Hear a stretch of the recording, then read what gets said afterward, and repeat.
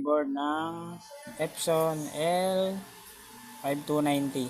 So makikita mo ay wala yung transistor. Inalis ko na kasi nag-shorted yan. Dahil sa sirang printer head, nasira din yung transistor. So ito yung A222. Tapos C6144. So dalawa yan guys. Hindi pwedeng magkapalit nga pala. So dito sa side na to, ito yung A222.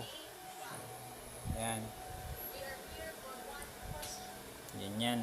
A222. Tapos susunod C6144. So ganyan yan. Tutupin lang yan. So gusto nyo bumili ng ganyan at sira na rin yung transistor, lalagay na lang natin yung link dyan sa baba. Salamat.